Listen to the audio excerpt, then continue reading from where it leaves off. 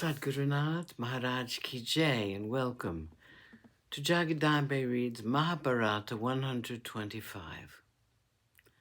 As you may remember, the Pandavas woke up early for the worst day of their lives. Having bathed in perfumed water and dressed themselves with great care, the Pandavas left their apartments. Duryodhana and the rest of them took the Pandavas to Jayantapura to see the new Sabha, which was the excuse which brought the Pandavas to Hastinapura. They walked through the many halls and corridors for a while, appreciating them for the sake of courtesy. Nor were the Kauravas keen to hear the words of praise.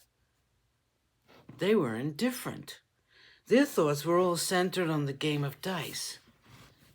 The hall had been seen, they had finished with that now. They all came back to Hastinapura.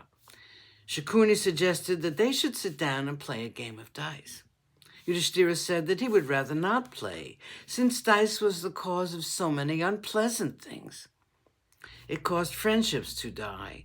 It was poison. Shakuni said, Yudhishthira, you're talking improbable things.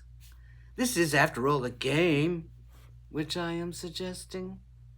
It is not as though all one's belongings are at stake. I said this game is as good as any other to while away the time. Yudhishthira said, you do not see my point. I do not believe in winning wealth by cheating. And after all is said and done, this game is just cheating. A wise person becomes a fool once they lay hands on the dice. It robs one of the reasoning power. It's like wine. It destroys the good qualities of a person. Once the fever gets into the person, nothing can cure them. This game is a thing to be avoided like some dread disease. Let us not play the game of dice. Shakuni sneered at him.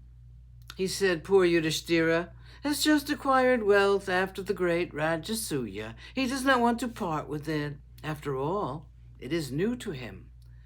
Let him keep it. Yudhishthira, you need not play if you are afraid to accept the challenge. Yudhishthira was hurt by the tone of Shakuni. He said, I am not afraid, nor am I fond of the wealth, as you are. You know very well that I cannot refuse to play once I'm challenged. I will certainly play. Fate, I know, is more powerful than all the wisdom of the world. I want to know who is to be my opponent and what the wager will be. Duryodhana said, I wager whatever precious stones and wealth you wager. My uncle Shakuni will play on my behalf. Yudhishthira said, that is not the rule at all. I have never before heard of this play by proxy. You must play and you must lay the wager. Shakuni said, I see nothing wrong with this arrangement. It is evident that you want to avoid playing, giving some excuse or other. If you do not want to play, tell us frankly. Yudhishthira could say nothing after that. The hall filled up slowly. Bhishma, Drona, Krupa, Vidura, they all were there. The king was there. The game began. Yudhishthira announced his stakes, his jewels, his precious stones, and his wealth. The prince Duryodhana said, I'm laying my wealth against yours. Here it is. Shakuni took the dice in his hands. He shook them deftly and threw them on the floor. 1, said Shakuni. Yudhishthira gave gold coins and thousands and necklaces studded with precious stones. The same wager was laid by the prince. The die was cast once again.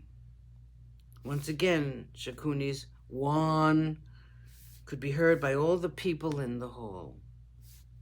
Silence reigned there now. Sadgurunath Maharaj Ki Jai. Thank you for coming. I hope you come again.